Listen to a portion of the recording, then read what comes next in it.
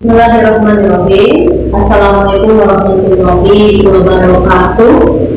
Anak-anak ibu yang pintar, soleh dan cantik, berikut ada dua yang pastinya ganteng-ganteng.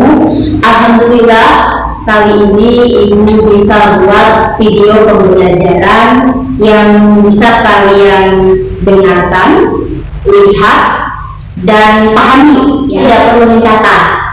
Ya, karena materi ini adalah materi yang minggu kemarin sudah kalian catat teorinya. Jadi kalian dengarkan saja video penjelasan dari ibu. Oke, kita mulai ya.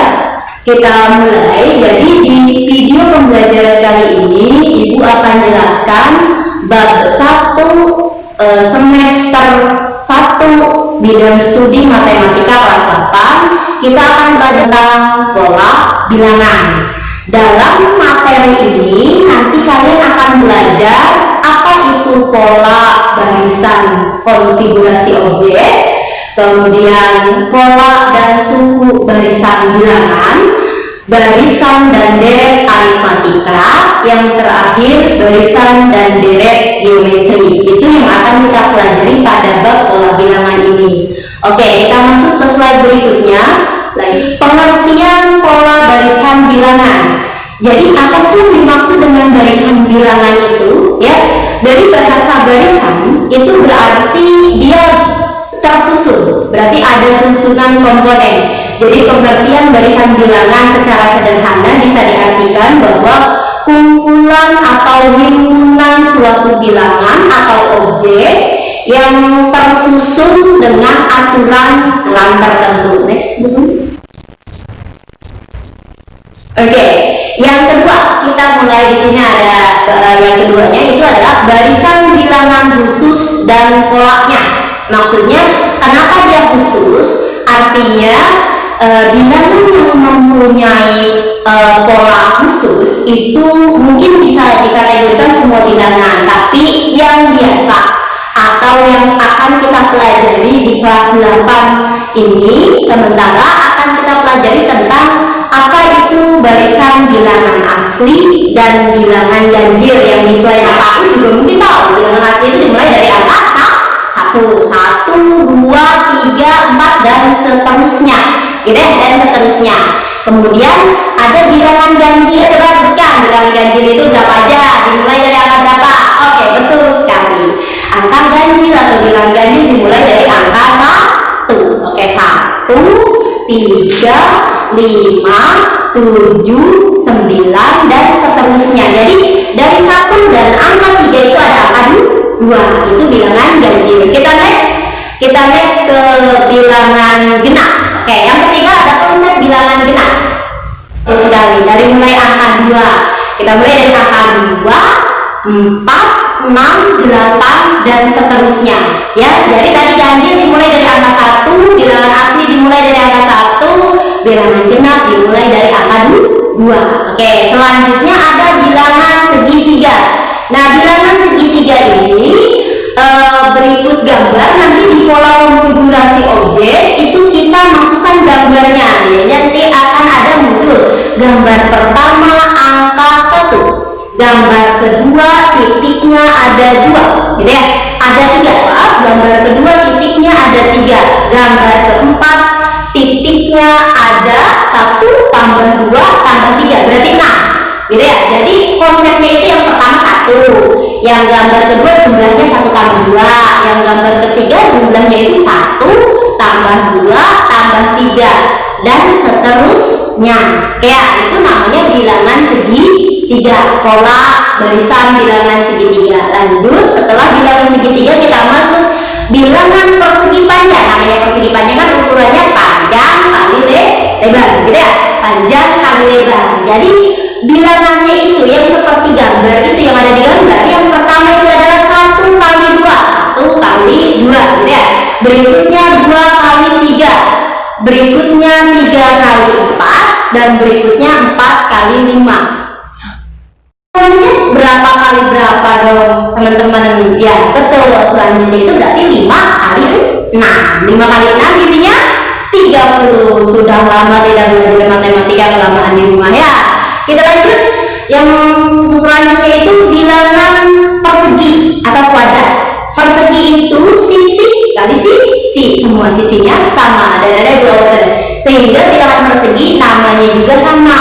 nama lainnya bilangan dengan kuadrat. Berarti 1 kuadrat, 2 kuadrat, 3 kuadrat, 4 kuadrat. Isinya 1, 4, 9, 16 dan seterusnya. Kita lanjut ke bilangan berikutnya. Bilangan berikutnya itu adalah bilangan segitiga Pascal. Perhatikan anak-anak, perhatikan konsep segitiga yang ada di layar slide belakang. Perhatikan di sana pertama muncul angka 1 yang bagian putih. Muncul angka 1 ya, muncul angka 1, kemudian di bawah angka 1 ada 1 dan 1. Kenapa di bawah? Di barisan ketiga. Baris ketiga itu ada angka 1, 2, 1. Nah, 2 ini dapat dari mana? 2 itu diperoleh dari angka 1 dan 1 yang di atas dijumlahkan. Isinya 2 atau di tengah. Gitu ya. Nanti Ibu akan buat tutorial dengan papan tulisnya. Hari ini Ibu buat video hanya berupa penjelasan tentang slide yang sudah Ibu siapkan. Yang Pascal itu membentuk segitiga modelnya hampir segitiga sama sisi. Gitu ya. Kita lanjut dulu. Setelah ada bilangan segitiga Pascal, kemudian selanjutnya ada pengertian. Jadi berarti terakhir tadi model bilangan kita awal dulu ya, kita mulai dulu. Terakhir model bilangan barisan, pola barisan bilangan kita mulai dari tadi. Satu, bilangan asli, bilangan genap, bilangan ganjil, persegi panjang, dan segitiga Pascal. Kurang lebih ada 6 pola bilangan yang sudah Ibu jelaskan. Nah, karena di sini tentang teori barisan bilangan, sehingga Ibu akan jelaskan apa sih pengertian barisan bilangan itu. Jadi apa sih pengertian barisan bilangan? Misalkan nih, disajikan angka, gitu ya. Di slide ini disajikan angka 1, 3, 5, 7. Nah, satunya itu adalah menjadi U1 katanya. Apa sih itu U? U itu dalam barisan bilangan namanya suku. Ya, suku, bukan suku Hindia atau suku Papua, bukan. Artinya suku ke-1 itu artinya angka yang pertama, sederhananya angka yang pertama di barisan tersebut. Jadi kalau barisannya beda lagi, ya angka pertamanya kita sesuaikan dengan barisan yang disajikan, gitu ya. U1, 3-nya katanya di sana U2, 5-nya U3, dan 7-nya adalah U4. Berarti angka 1, 3, 5, 7 pastinya ada 4 angka. Ada 4 angka sehingga dia memiliki 4 suku. Atau di sana diketahui bahwa suku ke N namanya itu adalah UN. Jadi suku ke N simbolnya itu adalah U besar dan N kecil di bawah yang U besar tersebut. Oke, kita kaji sebentar. Dari angka 1, 3, 5, 7. Ya, 1 ke 3 itu lengkap berapa angka? Tuh, ya, lengkap 1 angka. 1, 3, 5, 7 adalah kategori pola bilangan ganjil. Kita next berikutnya. Oke. Beberapa contoh aturan barisan bilangan. Jadi barisan bilangan itu ada yang ditambah 2, ada yang hanya 1 tingkat, gitu ya. Ada yang 2 tingkat, ada yang 3 tingkat. Nah, nanti maksudnya 1 tingkat, 2 tingkat, 3 tingkat itu seperti apa? Artinya gini, lihat di gambar yang di slide ini. Nanti slide-nya akan Ibu kembali share di grup WA pembelajaran dari kita, gitu ya. Akan kita share, itu bisa dipahami. Nanti Ibu akan buatkan slide sama persis atau bentuk latihan sama persis. Ini akan masuk kategori barisan bertingkat 1, bertingkat 2, atau bertingkat 3 dari pemahaman yang kalian dengar dari Ibu sekarang dan yang kalian nanti akan baca dari slide nanti yang akan Ibu sajikan. Ya, kita lanjut. Kemudian ada barisan bilangan dengan aturan kali. Nah, lihat 3 ke 6. Si 3 itu langsung jadi 6. Berarti kan si 3-nya kali 2 ya.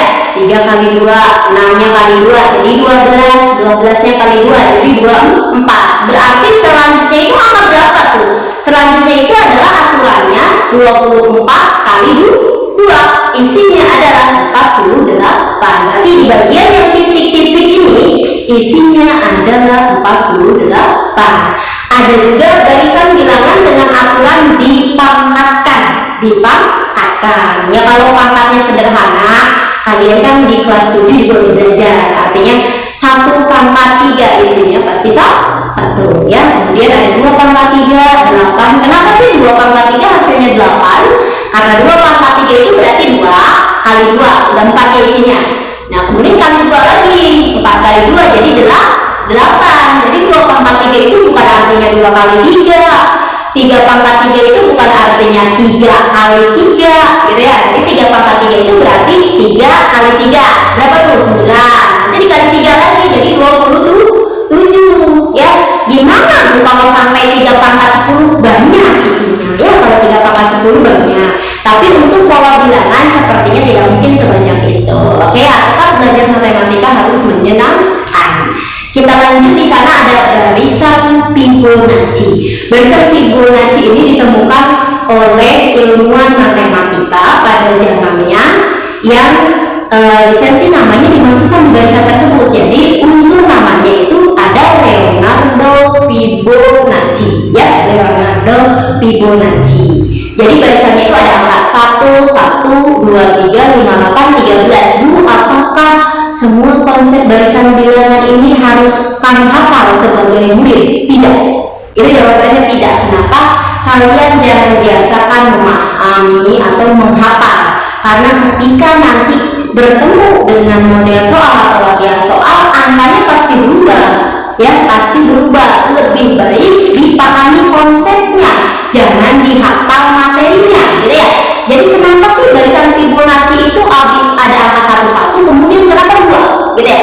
Kenapa 2? Bisa aja barisan Fibonacci itu dimulai dari angka 33. Jadi indikasi atau indikator barisan Fibonacci itu angka depannya kembar. Angka depannya kembar atau sama. Jadi kalau mau 1 ya 1 sama 1. Kalau ibu bikin 3 sama 3 ya sah-sah saja. Tetap saja, tetap itu menggunakan konsep Fibonacci. Jadi lihat, itu ada 1. Kemudian angka 2 ya, angka 2 itu dapat dari mana? Angka 2 itu didapat dari depannya angka 2 tuh, ada 2 angka ditambahin. Kan 1 tambah 1 jadi 2 ya. Kemudian habis 2 ada angka 3. 3 itu dari mana? Depannya angka 3, 2 angka. 2 angka di depan angka 3 itu ditambahkan. 1 tambah 2 jadi 3, gitu ya. Dan konsepnya selanjutnya sama seperti itu. Berarti kenapa 13? 13 itu dari mana? Dari 5 tambah 8, isinya 13. Berarti di titik-titik selanjutnya itu adalah 8 ditambah 13. 8 tambah 13 menjadi 22. Gitu ya? 22 atau 21. Ya, 22 atau 21 ya. Jadi seperti itu. Jadi arti dari barisan Fibonacci itu adalah angka berikutnya adalah jumlah dari 2 angka yang di depannya. Oke, kita lanjut. Apakah masih ada slide kita? Oke, kita lanjut. Berarti finish untuk saat ini kita belajar tentang barisan bilangan, gitu ya. Barisan bilangan, pola-polanya sudah ibu sajikan. Nanti setelah itu kita akan belajar apa itu suku ke M, apa itu suku ke M, gitu ya. Nanti selanjutnya kita akan belajar di sini prinsip dasar menentukan rumus suku ke M adalah mencari kaitan antara bilangan suku dengan suku ke 1, dengan suku ke 1, bilangan kedua dengan suku kedua, dan bilangan ketiga dengan suku ketiga, dan seterusnya. Artinya itu maksudnya prinsip menemukan rumus suku ke M itu maksudnya keterkaitan antara bilangan ini seperti apa, gitu ya. Jadi sederhana kayak tadi nih, 1, 3, 1 ke 3 itu lengkapnya berapa angka? 1 kan? Oke, 1 angka, 2, 3 ke 5, dilengkap lagi 5 ke 7. Berarti kita lengkap 1 angka, lengkap 1 angka, lengkap 1 angka, dan seterusnya. Sehingga nanti kita akan menemukan rumus suku ke M. Setelah nanti kalian akan mengetahui rumus suku ke M, baru nanti belajar dengan ibu apa itu barisan geometri dan apa itu barisan aritmatika. Nanti mudah-mudahan kita tunggu edaran dari dinas ya, apakah kita akan bisa bertatap muka kembali dalam bentuk ruang kelas ataupun masih bentuk daring, tetap semangat belajar dari rumah, pahami video yang ibu share ya, kemudian kerjakan tugas semampu kalian, gunakan waktu di rumah semampunya, semampu kalian, tetap semangat belajar. Kita ketemu di tutorial video berikutnya. Ibu akhiri, wassalamualaikum warahmatullahi wabarakatuh.